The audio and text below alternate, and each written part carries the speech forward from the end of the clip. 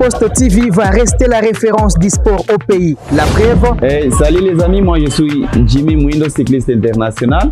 Suivez-nous sur Kivu Morning Post. Allez. Je suis Jackson Lunanga, international congolais. Je vous invite tous à suivre les sports sur Kivu Morning Post. Je suis Jacques Kianga, journaliste et sportif basé en RDC, en direct de Kivu Morning Post. Merci de renouveler votre confiance sur Kivu Morning Post TV. C'est parti pour ce premier numéro de Total Sport qui sera consacré uniquement au football. L'international congolais Yannick Bolazi s'est porté très bien avec son équipe des Rise Sport. Les Congolais a permis à son club de s'imposer hier et avoir en tout cas une idée sur sa montée en première division. Nous parlerons également de Diemer Simbokani à 37 ans. Les Congolais est inarrêtable en deuxième division. Nous sommes en Belgique et puis le football sur les continents africains va nous intéresser avec les demi-finales ou encore les derniers carrés de la Coupe de la Confédération de la CAF.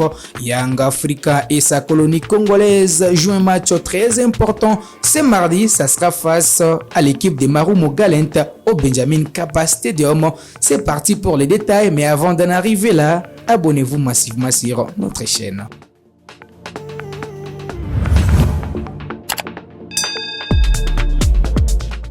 Allez, ouvrons par la prestation des internationaux congolais en attendant les prochains rassemblements en sélection nationale de la République démocratique du Congo. Comme je le disais, à des journées de la fin du championnat tirk de deuxième division, l'international congolais Yannick Oyala Bolazi a participé au succès des Rise Sport. Les scores étaient en tout cas de 4-2 devant la formation de Tuzla Sport.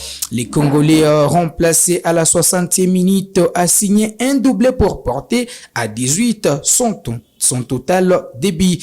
Les Congolais qui est parti en Turquie pour se relancer après une période à l'infirmerie commence à retrouver petit à petit ses repères. Bolazi qui avait perdu sa place en sélection nationale pourra peut-être signer son comeback dans l'effectif de Sébastien Desabre pour les prochains rassemblements. Vous êtes pour ou contre les retours de Bolazi en sélection nationale? Je vais vous lire en tout cas un commentaire de cette production. Les Léopards de l'RDC auront un match très important au mois de juin contre les Panthères du Gabon. Un match cadré avec l'avant-dernière journée des éliminatoires de la Coupe d'Afrique des Nations Côte d'Ivoire 2023. Un autre Congolais, c'est Diemer Simbokani. Même à 37 ans, les Congolais est inarrêtable. Les Congolais n'ont pas perdu ce sens d'un serial bitter. L'ancien joueur d'Anderlecht a participé au succès de son équipe. C'était devant la formation des l'IS. Eh bien, les Congolais ont participé à ce succès. C'était 3-2 scores au finish. Vous le savez, Diemer Simbokani qui a pris sa retraite en sélection nationale évolue en deuxième division. Nombreux sont ces Congolais qui veulent voir de nouveau Diemer Simbokani besoin revenir en sélection nationale. La même question également comme celle de Yannick Bolazi. Vous êtes pour ou contre les retours de Mbokani en sélection pour combler les vides de Cédric Bakambu? Je vais également vous lire en commentaire. Vous le savez, Cédric Bakambu ne sera pas de la partie lors du prochain rassemblement de la sélection nationale et plusieurs questions se posent. Qui est bien parti pour combler les vides de Cédric Bakambu? Nombreux veulent voir l'attaquant Diemer Simbokani besoin revenir en sélection pour apporter son expérience. Vous le savez, c'est les meilleurs arbitres de la sélection nationale de la République démocratique du Congo de toute l'histoire devant Cédric Bakambu. Diemer Simbokani avec son club sont désormais à un point de leader. Il compte au tableau des pondérations 65 points avant les derniers matchs pour finir la saison. Toute compétition confondue, Diemer Simbokani a inscrit 15 buts avec son club. Des statistiques qui pourront peut-être intéresser Sébastien Desabre pour les prochains rassemblements de la sélection nationale de la République démocratique du Congo. Et en deuxième division en Belgique, je vous précise qu'un seul club va monter en première division. Donc Mbokani et ses partenaires seront dans l'obligation de gagner les derniers matchs et espérer une contre-performance du leader pour valider son ticket pour la première division. On va enchaîner avec les footballs sur les continents africains avec les derniers carrés de la Coupe de la Confédération de la CAF. Young Africa et sa colonie congolaise auront un match très important ce mardi 10 mai plutôt 2023 au Benjamin Kappa Stadium. Les Congolais Fiston Kalala Maele et ses partenaires vont croiser la formation des Marumo Galent avant les matchs retour prévus en Afrique du Sud. Cette saison, Young Africa est d'abord à des doigts de remporter les championnats tanzaniens de première division, la Ligue Kubara pour une deuxième fois consécutive, mais également remporter pour la première fois la Coupe de la Confédération de la CAF. Voilà pourquoi les GIA Club tanzanien a enrôlé des joueurs congolais pour en arriver là. Il s'agit de Fiston Kalala Maele, Rossi Tuisila Kisinda ou encore Jésus Mouloko Dikapel comme attaquant, et en défense, le club tanzanien évolue avec Bangala Litombo, Juma Shabani Wadol et Joyce Lo Malissa. Bonne chance donc à Young Africa et sa colonie congolaise. Donc il faut écrire une histoire les mardis dans les plus grands stades de Benjamin Kappa. Nous sommes en Tanzanie. Alors, on va parler maintenant du football en province du Nord Kivu en République démocratique du Congo avec la poursuite du championnat provincial des football avec des matchs qui étaient prévus ce dimanche au stade de l'unité de Goma.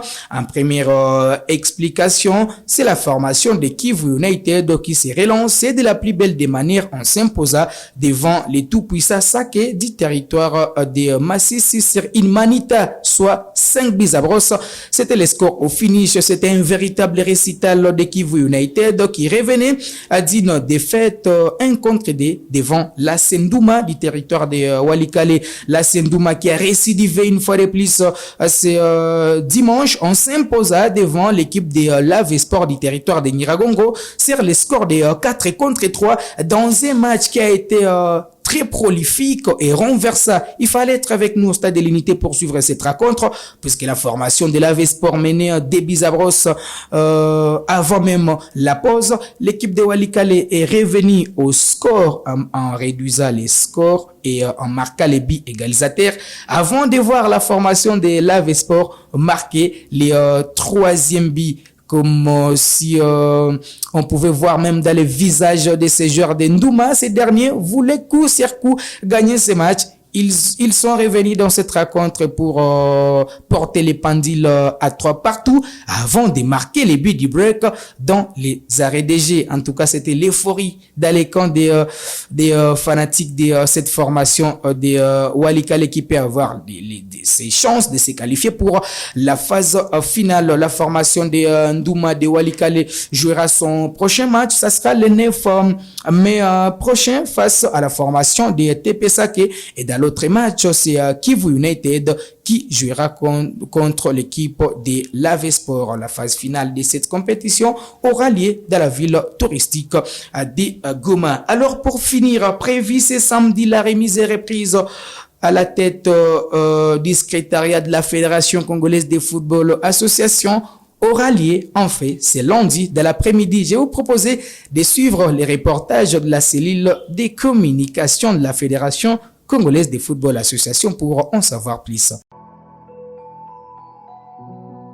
Samedi 6 mai 2023, remise reprise à journée au niveau du secrétariat général de la FECOFA. Elle aura lieu, sauf imprévu, ce lundi 8 mai 2023. À la suite de la décision de la FIFA de mettre en place un comité de normalisation à la FECOFA, présidé par Dieudonné Sambin Selelutu, président, vice-président Maître Guy Kabeya Mwana Kalala et 2 membres Sabin Machini et Honoré Loango Boeluaba Indafe, le secrétariat général de la fédération a connu également des changements. Maître Innocent Kibundulu remplace Belge Situatala Matoulouakila comme secrétaire général. Madame Betty Ndandani Kinsiona prend les fonctions de secrétaire générale adjointe, jusque-là assumée par René Patrice Mangenda Soukouswa. L'ancien secrétaire général, belge Situatala Matulwa Kila et le secrétaire général adjoint Régnier Patrice Mangenda Sokoussoa sont mis à la disposition du secrétariat de l'administration de la FECOFA. Comme on peut s'en rendre à l'évidence, le CONOR et son secrétariat général